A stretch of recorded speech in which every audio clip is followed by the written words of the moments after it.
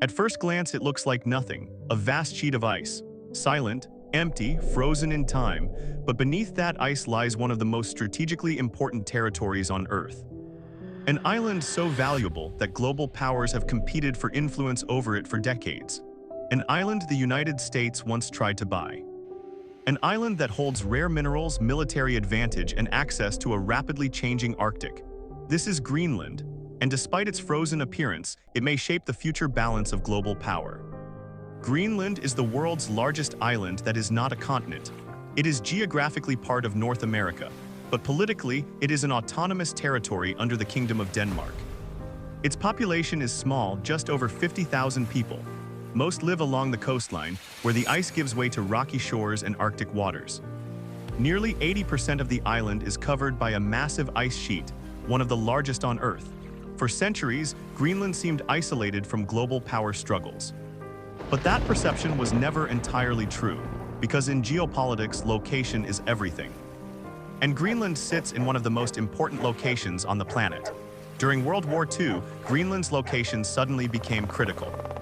Its position between North America and Europe made it essential for transatlantic defense.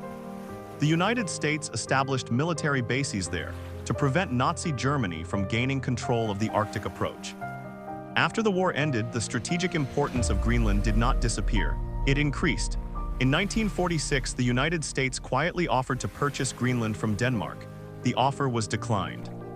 But the interest never faded. In 2019, the idea resurfaced unexpectedly when US President Donald Trump publicly expressed interest in purchasing Greenland. Danish officials rejected the suggestion, calling it unrealistic. But the moment revealed something important. Greenland's strategic value had once again entered global conversation. During the Cold War, Greenland became a forward defense line against the Soviet Union. The US military established what is now known as the United States Space Force's northernmost installation, Pitofik Space Base, formerly known as Thule Air Base. From this Arctic outpost, the US monitored missile launches and tracked potential nuclear threats. Greenland was no longer just ice, it was a shield. In the 1960s, the United States launched a classified project beneath Greenland's ice. It was called Camp Century. Officially, it was presented as a scientific research station. Unofficially, it was part of a larger plan known as Project Iceworm. The objective: to test whether nuclear missiles could be hidden and deployed beneath the Arctic ice sheet. Hundreds of tunnels were carved into the ice. A portable nuclear reactor powered the base. At its peak, Camp Century operated like a small underground city, but the ice was unstable, shifting, moving. The dream of a hidden missile network beneath Greenland ultimately proved impossible. The base was abandoned, but remnants of Cold War infrastructure still remain beneath the surface, frozen in time. For decades, the existence of these projects fueled speculation. Some believed there were deeper secrets hidden under the ice, exotic weapons, buried technologies. Even rumors of unidentified discoveries, but no verified evidence has ever confirmed those claims. What is confirmed, however, is that Greenland was never just a frozen wilderness. It was and remains a strategic asset. Today, the Cold War is over, but Greenland's importance is rising again, not because of nuclear missiles, but because the ice itself is melting. And what lies beneath it may be even more valuable than military bases. For thousands of years, Greenland's ice shielded what lay beneath it. Now that shield is weakening. Rising global temperatures are melting the Arctic at nearly 4 times the global average. As the ice retreats, something extraordinary is happening. New land is being exposed. And with it, resources. Geologists estimate that Greenland holds vast deposits of rare earth minerals. These minerals are essential for modern technology, smartphones, electric vehicles, wind turbines, military hardware. In a world transitioning toward renewable energy and advanced electronics, rare earth elements have become strategic assets. And right now, most of the world's rare earth processing is controlled by one country, China. For the United States and Europe, reducing dependence on Chinese supply chains has become a national priority. Greenland suddenly offers an alternative, not just ice, but influence. As Arctic sea ice declines, new shipping routes are emerging. Routes that could shorten trade paths between Asia, Europe, and North America by thousands of miles. The Arctic is no longer an impassable barrier. It is becoming a corridor. That reality has triggered renewed geopolitical competition. Russia has expanded its Arctic military presence.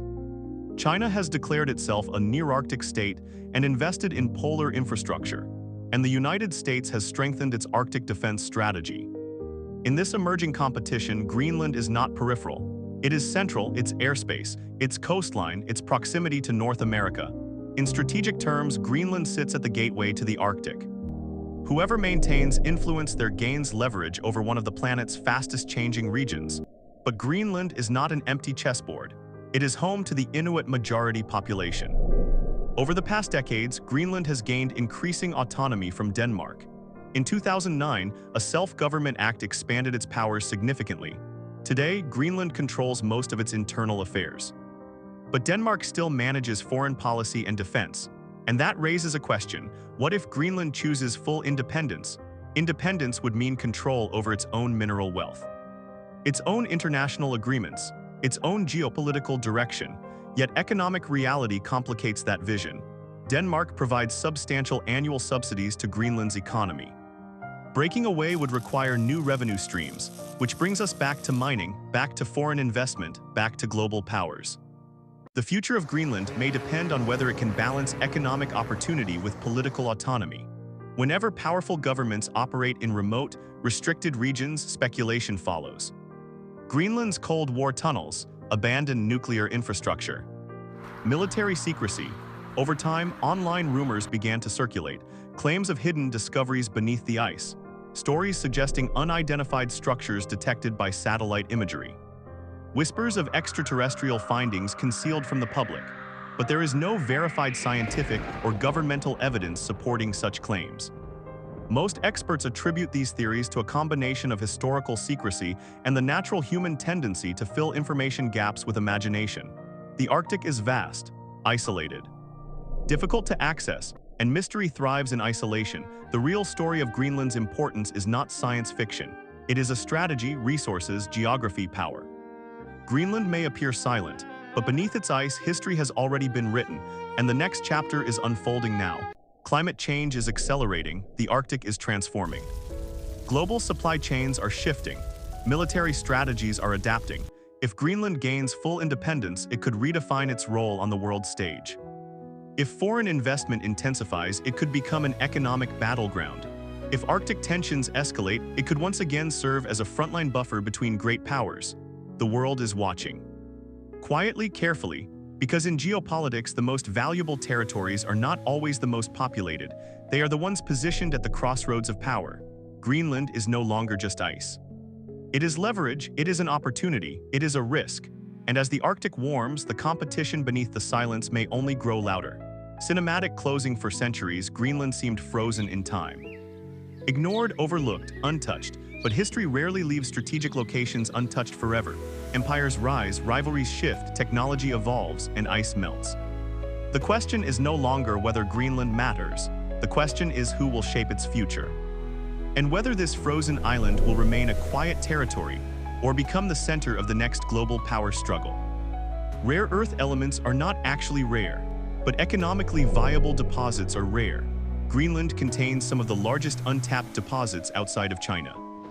These minerals are essential for electric vehicle batteries, fighter jets, missile guidance systems, wind turbines, smartphones in the 2010s. International mining companies began exploring Greenland aggressively. Chinese-backed firms showed particular interest. For Beijing, access to Greenland's resources would strengthen its global supply dominance. For Washington, that possibility raised alarms. Because in modern geopolitics, control of supply chains equals influence. The Arctic was no longer just a military frontier. It was becoming an economic one. One of Greenland's most controversial projects involved uranium mining. A proposed mine in southern Greenland promised jobs and revenue, but it also carried environmental risk. Greenland's population is small. Its ecosystems are fragile. Many residents feared radioactive contamination and long-term damage to fishing industries. In 2021, Greenland's elections shifted dramatically. A party opposing uranium mining gained power. The project was halted. This moment revealed something critical. Greenland is not simply a passive territory. Its people are shaping the island's future. Even when global powers are watching. Let's return briefly to the Cold War. Camp Century was not just a small research base, it was proof of how far military planners were willing to go.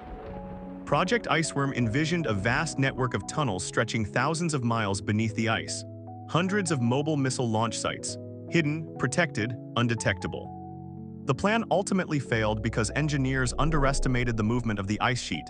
Glaciers shift, slowly, relentlessly, nature defeated strategy. But remnants of those tunnels and even abandoned waste remain buried. As climate change melts sections of the ice, scientists have warned that old military waste could resurface. Fuel, chemicals, radioactive material. Greenland's past could literally thaw into its future. Greenland's ice sheet holds enough frozen water to raise global sea levels by over 20 feet if fully melted. Scientists do not expect that to happen soon, but the trend is undeniable. Each year, Greenland loses billions of tons of ice mass. The melting is reshaping coastlines, altering ocean currents, influencing global weather systems.